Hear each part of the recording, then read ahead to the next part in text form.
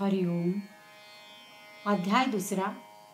ओवी क्रमांक 91 ते 102.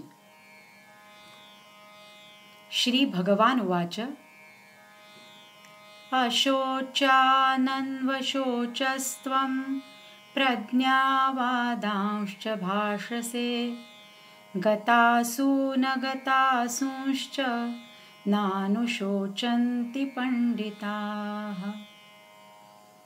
भगवान श्रीकृष्ण म्हणाले, शोक करण्याला अयोग्य अशा गोष्टीबद्दल तू शोक केलास म्हणजे करतोस आणि पांडित्याच्या गोष्टी सांगतोयस, पण विवेकी लोक मेलेल्यांबद्दल किंवा न मेलेल्यांबद्दल शोक करीत नाहीत. मग अर्जुना ते म्हणितले, आम्ही आजी हे नवल देखिले, जे तुवा येथ आदरिले माझारीची. तू जाणता तरी म्हणविसी, परी नेणिवे ते न संडिसी, आणि शिकवू म्हणो तरी बोलसी बहुसाल नीती. जात्यंधा लागे पिसे, मग ते सैरा धावे जैसे, तुझे शहाणपण तैसे दिसतसे. तू आपण पे तरी नेणसी, परिया कौरवा ते शोचू पाहसी. हा बहुविस्मय आम्हासी पुढत पुढती. तरी सांग पामज अर्जुना, तुझ पासून स्थिती या त्रिभुवना. हे अनादि विश्वरचना ते लटके काई. एथ समर्थू एक आथी, तया पासून भूते होती. तरी हे वायाची काय बोलती जगा माझी.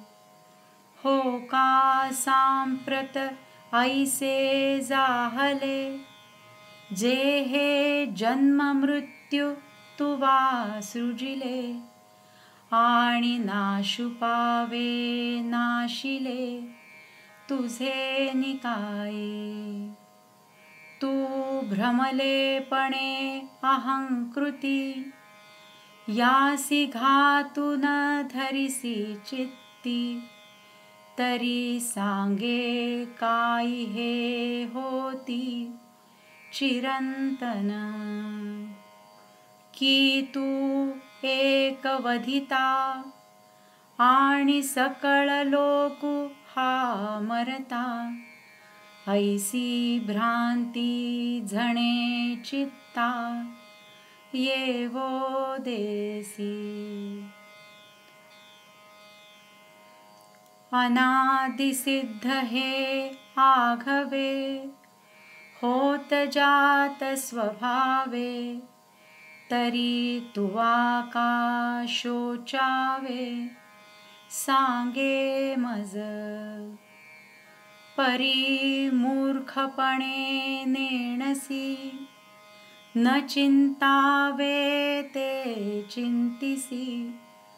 आणि तुची नीती सांगसी आम्हा प्रती.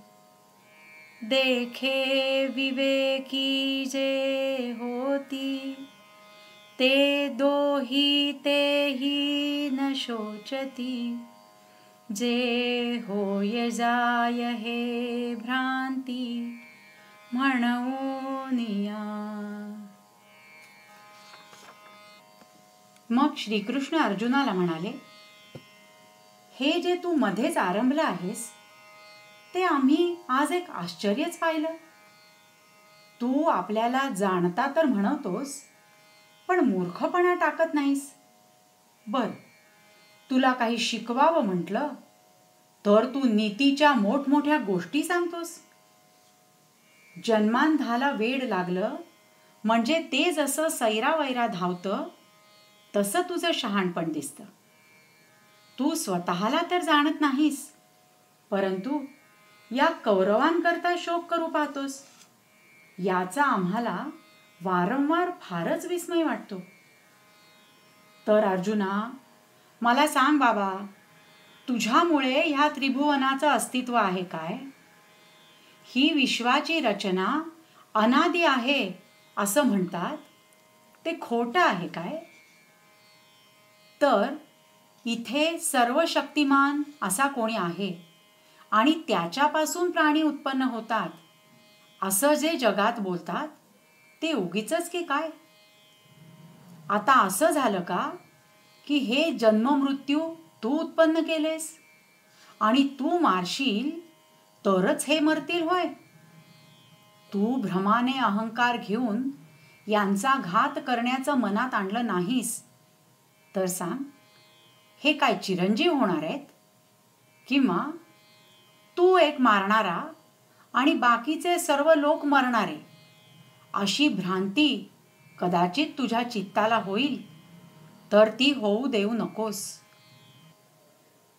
हे सगळं म्हणजे ह्या सृष्टीतलं सगळं आपोआप होतं आणि जातं असा हा क्रम अनादी कालापासून असाच अव्याहत चालू आहे. तर मग तू शोक का करावास सांग मला? पण मूर्खपणामुळे तुला समजत नाही. मनात आणू नये ते तू आणतोस आणि उलट तूच नीतीच्या गोष्टी आम्हाला सांगतोस. हे पहा, जन्म आणि मृत्यू ही केवळ भ्रांती असल्यामुळे जे विचारवंत आहेत ते या दोहोंचाही शोक करीत नाहीत. हरिओम.